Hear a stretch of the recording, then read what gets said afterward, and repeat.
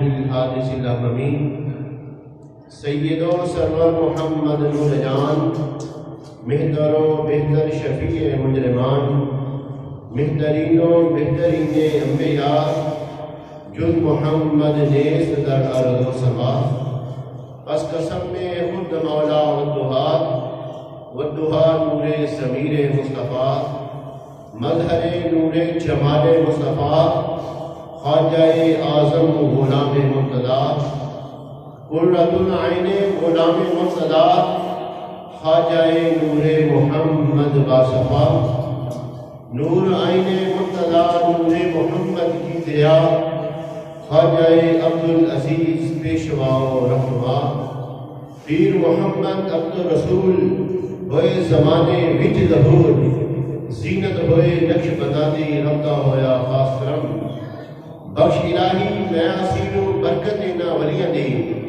نال بزرگی کلی بنیاں پیغمبر دے کل امم رحمت لاکھ کروڑ انعامے بیٹی اپنی رحمت تھی ایس فقیر گدا میں بخشی تو سچا غفران رحم میرے مسلمان بھائیوں وبیر بھائیوں اللہ تبارک و تعالیٰ کا کروڑا شکر ہے کہ اس نے دوبارہ ہمیں اپنے گھر میں آنے کی توفیق عطا فرمائی اپنے گھر میں آ کے اپنے اور اپنے محبوب پاک صاحب دولات صلی اللہ علیہ وسلم کا ذکر سننے کی توفیق عطا فرمائی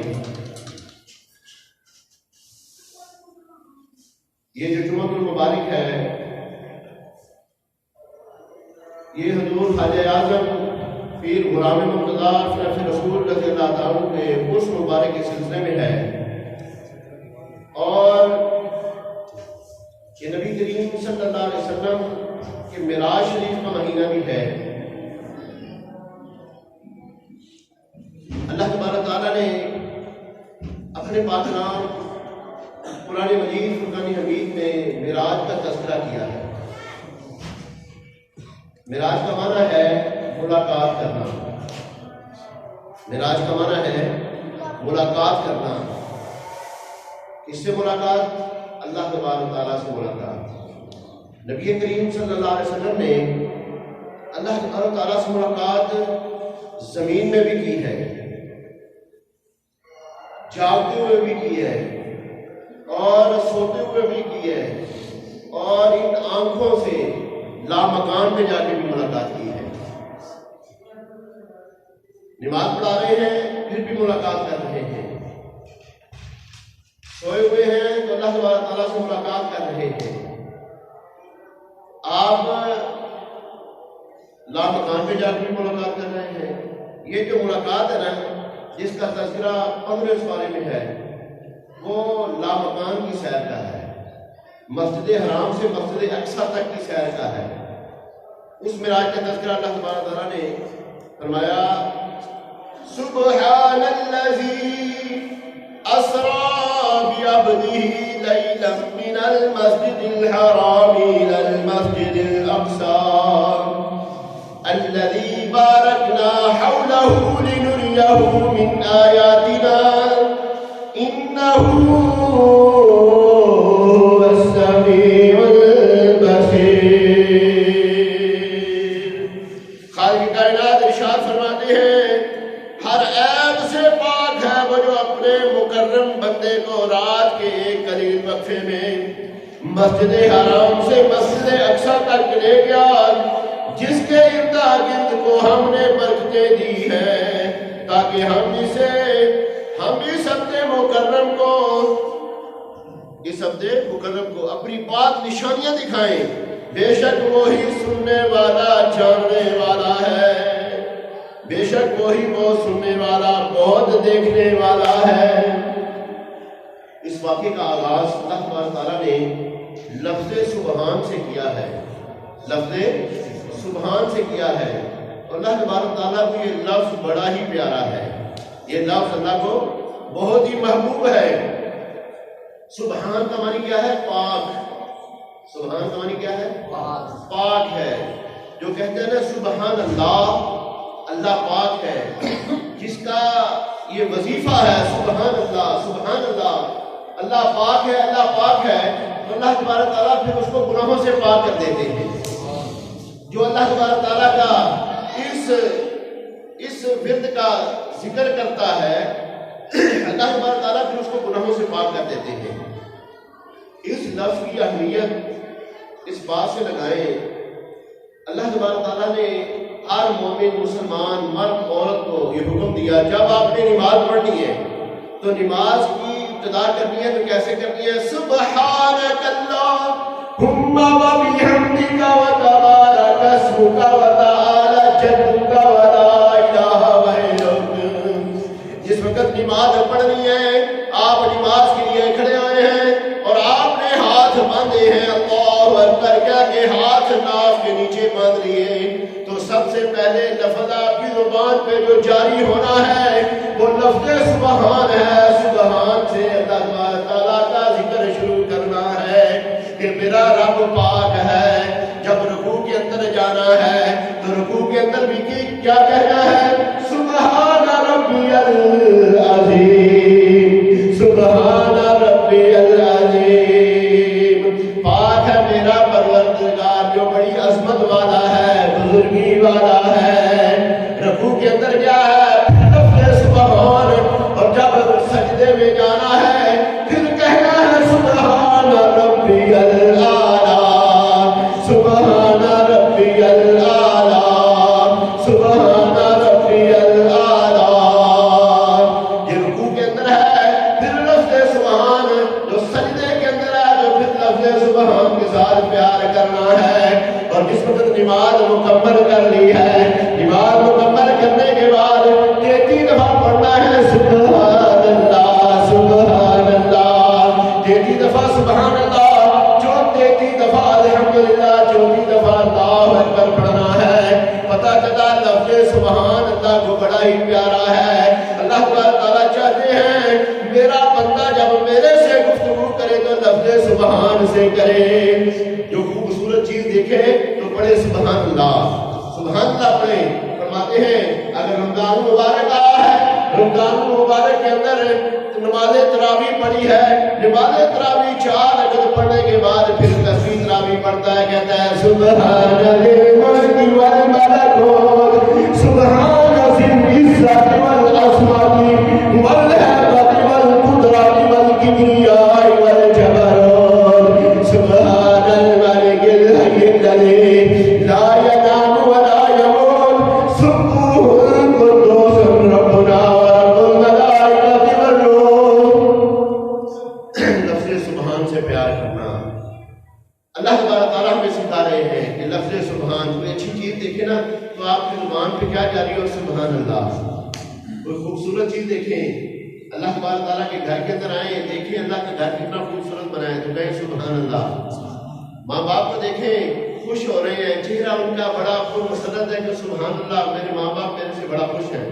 استادوں کو دیکھیں، استاد خوش ہیں تو دیکھ کے تو کہیں سبحان اللہ، یا اللہ پاک تیرا شکر ہے میرے سے میرے استاد خوش ہیں۔ مرشدین کاملین کو دیکھے، اللہ والوں کو دیکھے، ان کا چہرہ اور مسرت اور کہے سبحان اللہ، کتنا چہرہ خوبصورت ہے، سبحان اللہ، ماشاء اللہ۔ تو لفظ سبحان زبان پہ جاری کر لے۔ اللہ تبارک تعالیٰ ہر مومن مسلمان کی زبان پہ لفظ سبحان جاری کر دیا، چھوٹا ہے بڑا ہے، مرد ہے عورت ہے، جو بھی ہے، نماز پڑھنی ہے تو لفظ سبحان سے ابتدا کرنی ہے۔ رکوع کے اندر لفظ سبحان، سجدے کے اندر لفظ سبحان، نماز سے فارغ ہونا تو لفظ سبحان۔ تو اللہ تبارک تعالیٰ نبی کریم صلی اللہ علیہ وسلم کے معراج کا تذکرہ کیا ہے تو لفظ سبحان سے کیا ہے۔ سبحان الذی، پاک ہے وہ ذات، ہر عیب سے پاک ہے، ہر نقص سے پاک ہے، ہر کمزوری سے پاک ہے۔ میرا رب ہر چیز پہ قدرت رکھتا ہے، وہ علی کل شیء قدیر ہے، ان اللہ علی کل شیء قدیر۔ اللہ تبارک تعالیٰ ہر چیز پہ قادر ہے، بے شک وہ ہر چیز پہ قادر ہے۔ بعض لوگ اعتراض کرتے ہیں لو جی یہ بات سمجھ میں نہیں آتی، بات سمجھ میں نہیں آتی، یہ رات کے کچھ حصے میں سیر ہو گئی، رات کے کچھ حصے میں مسجد حرام سے لے کر مسجد اقصیٰ تک سیر ہوئی ہے۔ فرماتے ہیں اگر بندہ پیدل سفر کرے تو 2 ماہ لگ جاتے ہیں، اگر تیز رفتار سواری میں جائے تو 1 مہینہ مہینہ جانے پہ لگتا ہے، ایک مہینہ آنے پہ لگتا ہے۔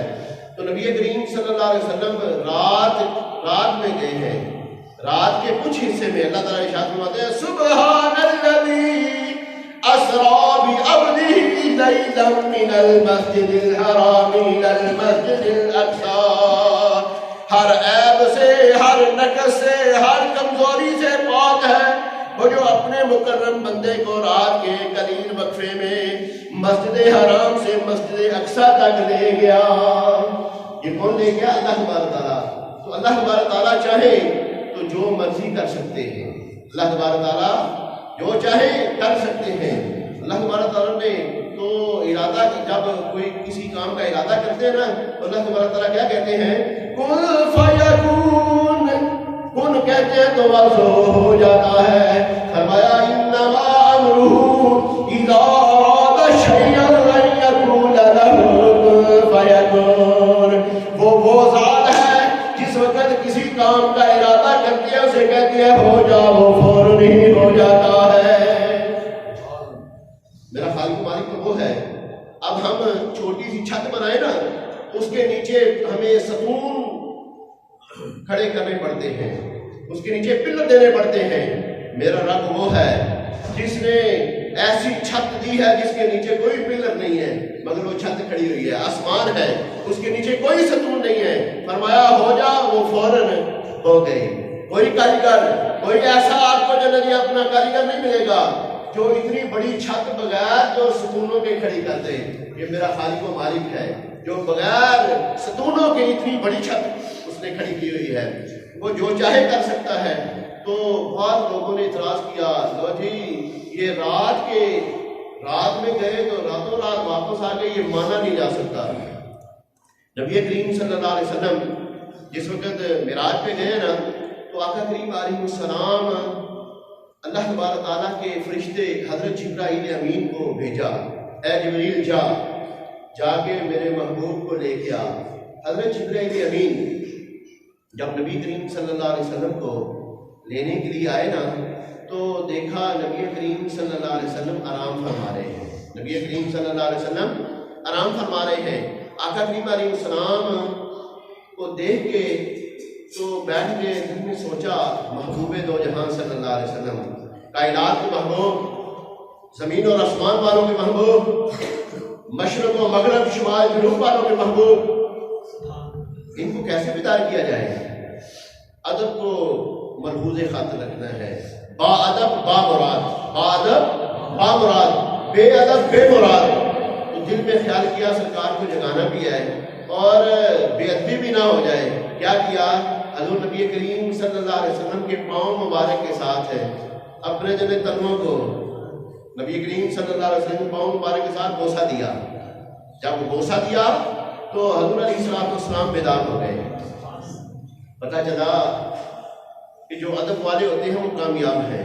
اللہ تبارک تعالیٰ نے قرآن مجید میں ارشاد فرمایا یا ایھا الذین آمنوا لا ترفعوا اصواتکم فوق صوت النبی ولا تجهروا له بالقول كجهر بعضکم لبعض ان تحبط اعمالکم وانتم لا تشعرون۔ اے ایمان والو اپنی آوازوں کو نبی کریم صلی اللہ علیہ وسلم کی آواز سے اونچا نہ کرو اور نبی کریم صلی اللہ علیہ وسلم کو ایسے نہ بلاؤ جس طرح تم ایک دوسرے کو بلاتے ہو، بلکہ جب بلانا ہے یا نبی اللہ، یا رسول اللہ، یا حبیب اللہ، یا شفیع المذنبین کہہ کے بلانا ہے۔ اگر بے ادبی کرو گے فرمایا تمہارے اعمال ضائع کر دیے جائیں گے، تمہیں شعور بھی نہیں ہوگا۔ مومنوں کو بھی یہ حکم ہے، انسانوں کو بھی، جنوں کو بھی، فرمایا کل مخلوقات کو حکم ہے کہ ادب کرنا ہے۔ حضرت جبرائیل امین ادب کر کے سکھایا۔ سرکار نبی اللہ علیہ وسلم کے قدم مبارک کو بوسہ دیا، سرکار بیدار ہو گئے۔ تو آقا کریم علیہ السلام کی بارگاہ میں عرض کی یا رسول اللہ صلی اللہ علیہ وسلم، اللہ تبارک تعالیٰ نے آپ کو لامکان کو بلایا ہے تو تیاری شروع کر دی۔ فرماتے ہیں جب تیاری شروع کی، جو ٹپ جس کے اندر پانی ڈالا گیا وہ بھی جنت سے آیا ہے، اور جو ڈبہ ہے جس کے ساتھ پانی ڈالا ہے وہ ڈبہ بھی جنت سے آیا ہے، اور حضور نبی کریم صلی اللہ علیہ وسلم نے جو لباس مبارک پہنا ہے وہ بھی جنت سے آیا ہے. آقا کریم علیہ السلام کے لیے جو سواری آئی وہ بھی جنت سے سواری آئی ہے. حضرت جبرائیل امین کو حکم ہوا اے جبریل میرے محبوب نے آنا ہے تو میرے محبوب کی شایان شان سواری جو ہے لے کے جائیں. حضرت جبرائیل امین جنت میں گئے, دیکھا بڑی خوبصورت سواریاں ہیں, بڑی خوبصورت سواریاں ہیں. ایک کو دیکھتے ہیں دل خوش ہوتا ہے, دوسری سواری کو دیکھتے ہیں اور دل خوش ہوتا ہے, تیسری کو دیکھتے ہیں اور زیادہ خوش ہوتا ہے. آپ دائیں بائیں دیکھ رہے ہیں, محبوب کی شایان شان سواری کون سی ہونی چاہیے. کچھ سواریاں بڑی زرق برق وہ جو ہے بڑی جو ہے ٹینشن ہو کے کھڑی ہیں اور وہ جو ہے تیار ہو کے کھڑی ہوئی ہیں, اور کچھ ایسی بھی ہیں جو اتنی زیادہ تیاری میں نہیں ہیں. اور حضرت جبرائیل امین دیکھ رہے ہیں, آپ نے دیکھا ایک کونے میں ایک سواری ہے, اس نے سر نیچا کیا ہوا ہے اور آنکھوں میں سے آنسو بہا رہی ہے, رو رہی ہے. تو ساری تیاشر ہو کے کھڑی ہے, وہ رو رہی ہے. حضرت جبرائیل امین نے اس کے پاس جا کے پوچھا بھائی آج تو سارے تیاری کے اندر ہیں تو تم کیوں رو رہی ہو, مجھے یہ تو بتاؤ. اس سواری نے کہا اے جبریل میں نے سنا تھا کہ نبی کریم صلی اللہ علیہ وسلم نے لامکان پہ آنا ہے, اللہ تبارک تعالیٰ کو آسمانوں کی سیر کرانی ہے. تو میں نے جب سے سنا ہے نا, میں تب سے اسی ان کے عشق کے اندر محبت کے اندر رو رہی ہوں. نہ میں خوبصورت ہوں اور نہ میرے پاس قوت ہے طاقت ہے, تو خواہش بھی میری ہے کہ میں ان کی سواری بن جاؤں, میں ان کی سواری بن جاؤں. تو محبت میرے دل میں ہے, محبت میرے دل میں ہے, میرے اندر کوئی کمال نہیں ہے. پنجابی شاعر کہتا ہے نہ میں سونی تے نہ گن پلے, نہ میں سونی تے نہ گن پلے, کراں کی ناد کس گلے. کہا اے سواری اے براق تجھے مبارک ہو, میرے آقا جو ہے وہ غریبوں کے لیے آئے ہیں, وہ غریبوں کے آقا ہیں, وہ غریبوں کے محبت کرنے والوں کے اوپر دست رحمت رکھنے والے ہیں, دست شفقت رکھنے والے ہیں. خوش ہو جا. فرماتے ہیں وہ سواری کیا کہتی ہے, عشق کرم دا قطرہ یدری تے میں نے وس نہیں, ایک نہ لب دے عمر گوائے تے ایک نہ دے وچ راہی. اس سواری نے ہمیں پیغام دے دیا, فرمایا رونا این وصال سجدہ, رونا این وصال سجدہ تے متا جانے جدائی, اس پر ختم منال سب تے ہور نہیں گل گائی.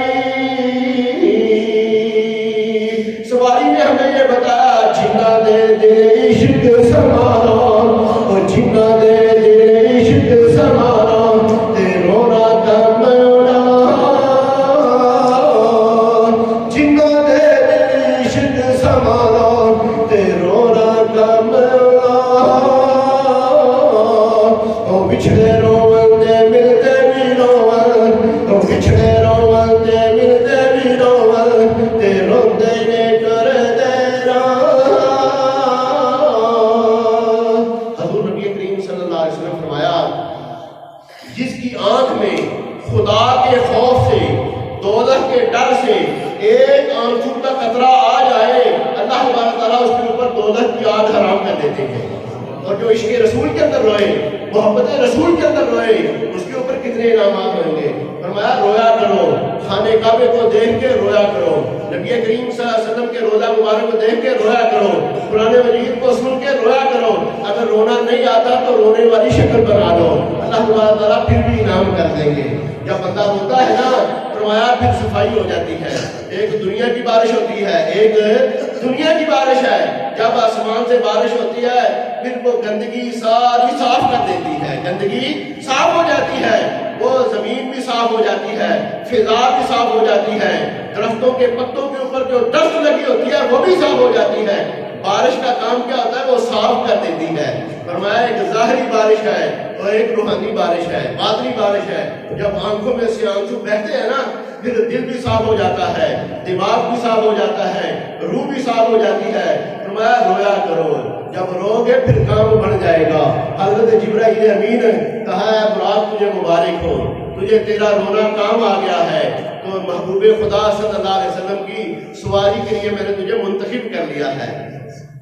پتہ چلا منتخب کون ہوتے ہیں؟ جو عاشق ہوتے ہیں وہ منتخب ہوتے ہیں۔ تو براق آئی، حضرت نبی کریم صلی اللہ علیہ وسلم جب غسل مبارک فرمایا اور لباس پہنا، فرماتے ہیں وہ لباس مبارک جو نبی کریم صلی اللہ علیہ وسلم نے پہنا ہے نا، تو اس کی لمبائی کتنی ہے؟ زمین اور آسمان کے برابر، زمین اور آسمان کے برابر اس کی لمبائی ہے۔ آقا کریم علیہ السلام جب پہنا تو وہ ایک بالشت وہ چھوٹا آیا، ایک بالشت چھوٹا آیا۔ حضرت عمر فاروق رضی اللہ تعالیٰ عنہ آپ دراز قد والوں میں تھے، بہت لمبا قد تھا۔ آقا کریم علیہ السلام فرمایا کل طویل احمق، جتنے لمبے قد والے ہوتے ہیں اتنے بیوقوف ہوتے ہیں۔ فرمایا کل صغیر فطرۃ، چھوٹے قد والے ہوتے ہیں وہ فتنہ ہوتے ہیں۔ آقا کریم علیہ السلام فرمایا کل طویل احمق الا عمر، عمر کے سوا۔ حضرت عمر فاروق بڑے لمبے قد والے تھے، جب مسلمان ہوئے نا تو نبی کریم صلی اللہ علیہ وسلم کی بارگاہ کے اندر حاضر ہوئے تو دل میں خواہش ہوئی کہ میں نبی کریم صلی اللہ علیہ وسلم سے ملاقات کروں اور آپ کے ساتھ گلے ملوں۔ تو دل میں خیال آیا میرا قد بڑا لمبا ہے، تو نبی کریم صلی اللہ علیہ وسلم کا قد چھوٹا ہے، تو کہتے ہیں جس وقت میں ان کے ساتھ گلے ملا نا تو میں نے کہا میں دیکھوں تو اس کی سرکار میرے کہاں آتے ہیں۔ میں نے دیکھا نبی کریم صلی اللہ علیہ وسلم کا سر مبارک آسمان کے ساتھ گھس رہا ہے۔ مدے سب سے بالا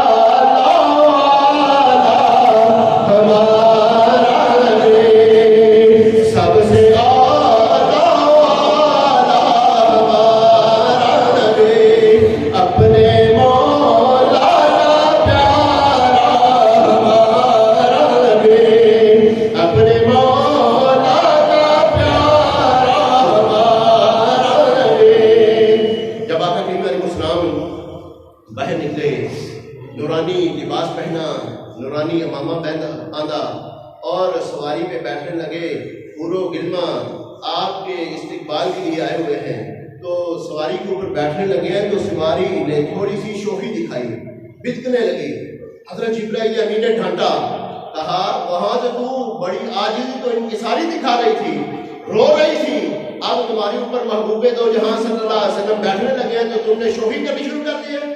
پھر اس نے سر نیچا کر لیا، سر نیچا کر کے کہا میں بدکی اس لیے ہوں، شوخی میں نے اس لیے کیا ہے، آج کرم کا وقت ہے، آج مہربانی کا وقت ہے، تو میں نے تو منظوری لینی ہے حضور نبی کریم صلی اللہ علیہ وسلم بارگاہ سے، جس طرح آج میرے اوپر کرم ہوا ہے کل قیامت والے دن بھی میں آپ کی سواری بنوں۔ پتہ چلا جب کرم کا وقت ہو تو پھر منظوریاں لے لینی چاہیے۔ کرم کا وقت کب ہوتا ہے؟ جب نماز پڑھتا ہے کرم کا وقت ہوتا ہے۔ نبی کریم صلی اللہ علیہ وسلم فرمایا جب فرض پڑھو فرضوں کے بعد دعا کیا کرو، یہ وقت قبولیت کا وقت ہے۔ فرمایا جب جمعہ پڑھنے کے لیے آؤ تو جمعے والے دن جب امام صاحب خطبہ دینے کے لیے کھڑے ہوتے ہیں وہ وقت قبولیت کا ہے، اس وقت دعا کیا کرو، وہ منظوریوں کا وقت ہے۔ جب امام صاحب ایک خطبہ دینے کے لیے اپنا کھڑے ہوتے ہیں تو وہ وقت قبولیت کا، خطبہ دے کے بیٹھتے ہیں نا وہ وقت قبولیت کا، اس وقت دعا کیا کریں، وہ قبولیت کا منظوریوں کا وقت ہوتا ہے۔ فرمایا جس وقت وہ خطبہ دے کے مصلی پہ کھڑے ہوتے ہیں وہ وقت قبولیت کا ہوتا ہے۔ فرمایا جس وقت نماز عصر پڑھتا ہے اس وقت قبولیت کا ہے۔ جس میں ماں باپ کی خدمت کرے، ماں باپ ہو جائے راضی، اس وقت دعا کرے وہ وقت قبولیت کا ہے۔ فرمایا کسی اللہ والے کے میدان پہ جائے وہاں جا کے دعا کرے اللہ تعالیٰ قبول کر لے گا، وہ وقت قبولیت کا ہے۔ خانہ کعبے کو دیکھے، خانہ کعبے کی پہلی نظر پڑی ہے وہاں پہ جو دعا کرے گا قبول ہو جائے گی۔ نبی کریم صلی اللہ علیہ وسلم کے روضے پاک کو دیکھے، وہاں کھڑے ہو کے جو دعا کرے گا اللہ تعالیٰ قبول کر لے گا۔ کسی دکھی کے ساتھ تعاون کرے، دکھی دل کا سہارا بڑھ جائے، وہ خوش ہو جائے دکھی دل ہے تو وہاں دعا کرے اللہ تعالیٰ وہ دعا قبول کر لے گا۔ کچھ وقت قبولیت کے ہوتے ہیں۔ پھر اپنے لیے بھی مانگا کرے، اپنے ماں باپ کے لیے بھی مانگا کرے، اپنے رشتہ داروں کے لیے بھی مانگا کرے، بھائی داروں کے لیے بھی مانگا کرے، اپنے مسلمان بھائیوں کے لیے مانگا کرے، کل کائنات کے لیے مانگا کرے، کل مخلوقات کے لیے مانگا کرے۔ جب اللہ سے مانگے، ہمیں یہ سبق دیا ہے اپنے لیے بھی مانگے، اپنے والدین کے لیے بھی مانگے تو مومنوں کے لیے بھی۔ جب ہم نماز پڑھتے ہیں، نماز ہے قبولیت کا وقت ہے، تو آخری جو لمحات ہوتے ہیں نا وہ بڑے قیمتی لمحات ہوتے ہیں۔ جب نماز پڑھی آخری لمحات ہیں تو کیا کہتا ہے ربنا اغفر لی ولوالدی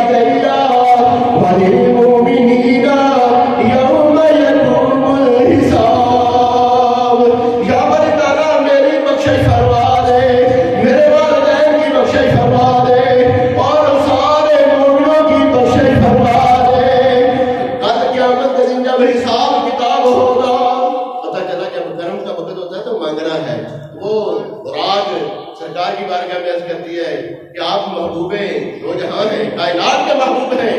جس طرح آج مجھے یہ شرف ملا ہے آپ کی سواری بننے کا، کل قیامت والے دن بھی مجھے یہ شرف مل جائے. تو حضور علیہ السلام نے منظوری دے دی. آقا کریم علیہ السلام نے منظوری دے دی. پتہ چلا کہ جب منظوری کا وقت ہو تو پھر منظوریاں کرا لینی چاہیے. اللہ تبارک تعالیٰ ہمیں یہ توفیق عطا فرمائے.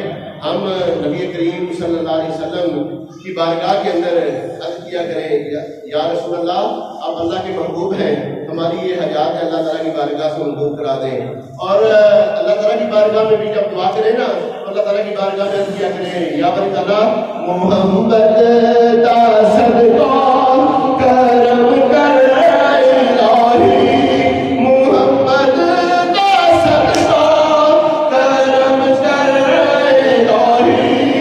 فریاد